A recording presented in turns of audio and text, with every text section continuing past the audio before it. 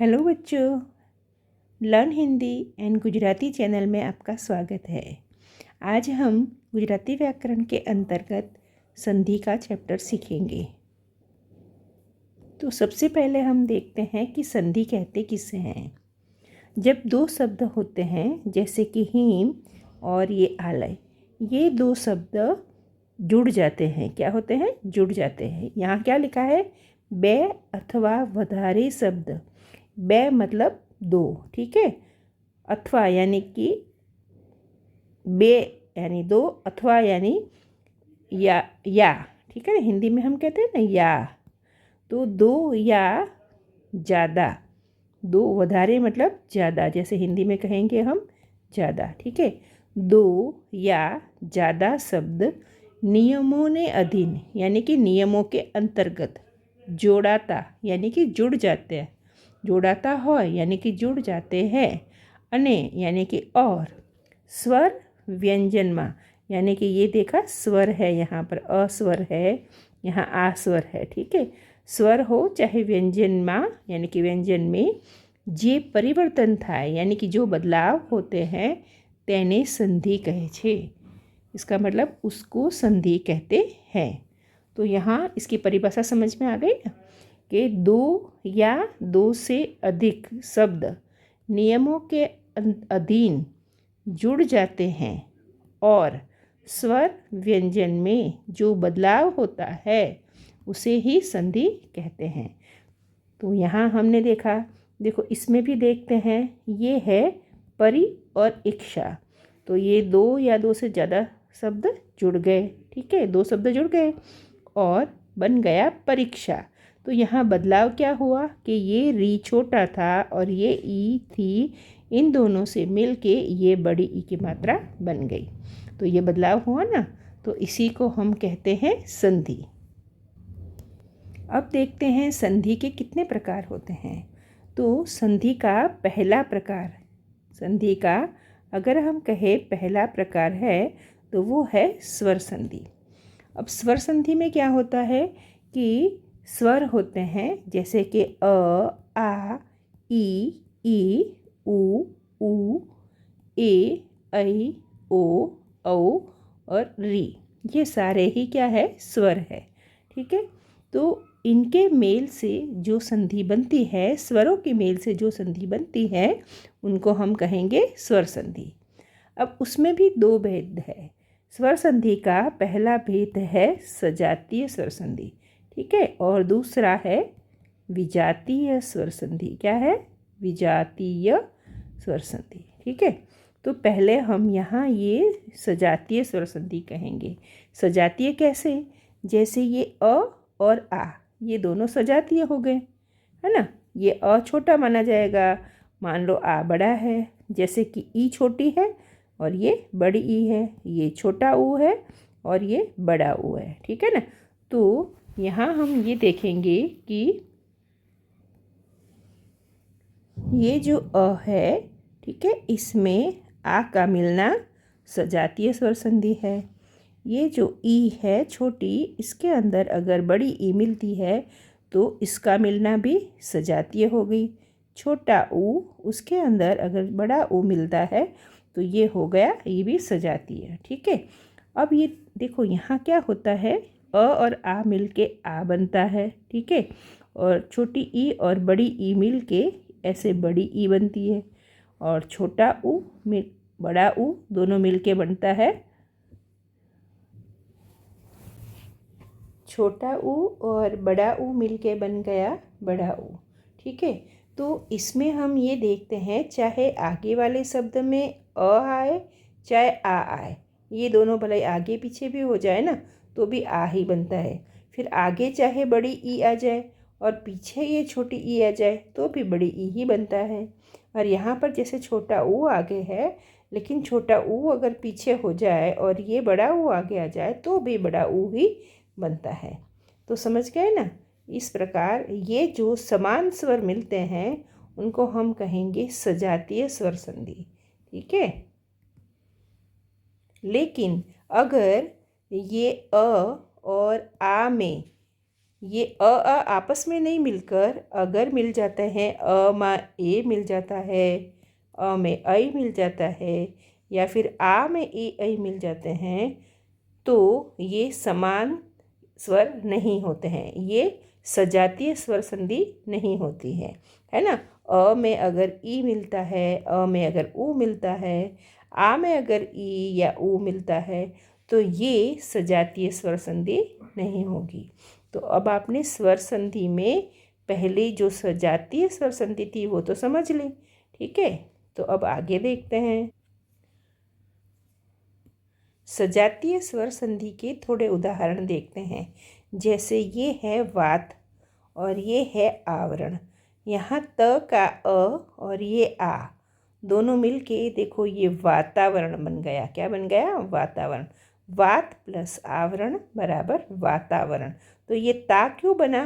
क्योंकि यहाँ का अ और ये आ मिलके बन गया आ, ठीक है।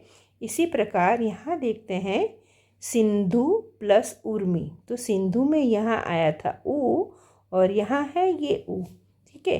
तो ये दोनों मिलके सिंदूरमी बन गया। क्या बन गया? सिंदूरमी। इसी प्रकार यहाँ देखो रवि, इसमें आया है ई और ये है ई, दोनों मिलके दीर्घ ई यानी कि रविंद्र बन गया।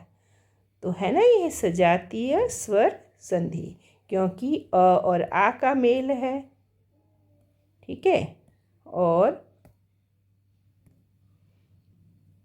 ऊ और ऊ का मेल है, ई और ई का मेल है, ठीक है। तो इस प्रकार सजातीय स्वरों के मेल के कारण इसे हम कहेंगे सजातीय स्वर संधि। अब देखते हैं विजातीय स्वर संधि।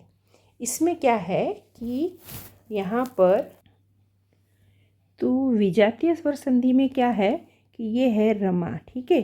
तो हम देखते हैं ये रमा है और ये है ईस, ठीक है। तो रमा के अंदर म है, वो म हलंत है, उसके अंदर आ समाया हुआ है, और यहाँ ये ई है, ठीक है, और ये है स, और यहाँ था हमारा र।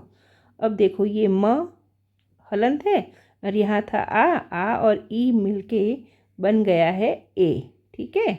ये देखो ए। तो ये र और ये म हलंत, ये स, ठीक है। तो र तो हमारा म और म के अंदर ये ए है, तो ये ए की मात्रा बन गई, तो ये बन गया स। तो इस प्रकार ये रमेश बना। देखो ये रमेश बना, है ना। उसी तरह देखो ये है नव प्लस ऊढ़ा। तो ये नवोढ़ा कैसे बना है ये देखते हैं। ये है नव, ये है ऊढ़ा, ठीक है।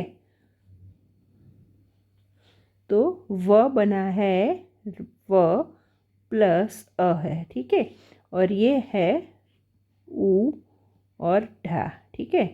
अब ये अ और ऊ बन के बन गया है ओ, ठीक है। यहाँ हमारा था नव और यहाँ था ये हमारा ढा।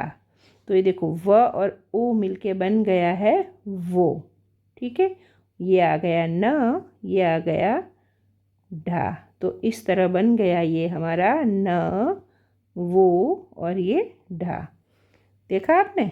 तो इसी प्रकार ये सारी संधि भी ऐसे ही बनती है। देव प्लस ऋषि, देवर्षि। सदा प्लस एव, सदैव। वन प्लस औषधि, वनौषधि। प्रति प्लस एक, प्रत्येक। सु प्लस अच्छ, स्वच्छ।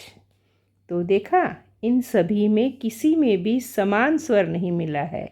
ये आ है तो इसमें आ नहीं मिला है, ये अ है तो इसमें अ नहीं मिला है ना। यहाँ व अ है तो इसमें अ न मिलके री मिला है, इसीलिए हम क्या कहेंगे? विजातीय संधि।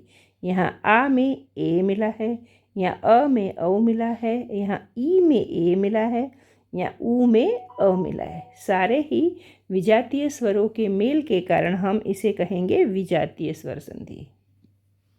तो अब हमने देखा कि हमारे संधि है उसके 3 भाग है, ठीक है। एक तो है स्वर संधि, ठीक है, दूसरी है व्यंजन संधि, और तीसरी है विसर्ग संधि। ठीक है, तो हमने देखा था स्वर संधि के पार्ट, एक था सजातीय स्वर संधि, है ना, स जा तीय, है ना, और दूसरा था वी जा ती य। ठीक है, तो ये तो हमने सीख ली। अब हम, ये हमारी हो गई, ये हो गया, ये हो गया, ये हो गया। अब देखते हैं व्यंजन संधि। ठीक है, और व्यंजन संधि में क्या होता है कि ये जो हमारा सत शब्द है, इसमें जो ये त है ना, ये त है, ये स्वर नहीं है, ये व्यंजन है। ठीक है, और यहाँ ज है, ये भी व्यंजन है। तो सत और जन ये दोनों मिल के बन गया सज्जन। यहीं पर भी देखो, तत्, उसमें ये त है, ये व्यंजन है, और ये ली है, ये दोनों मिल के तल्लीन बन गया। ठीक है, उत प्लस चार बराबर उच्चार बन गया। वी प्लस सम बराबर विषम हो गया।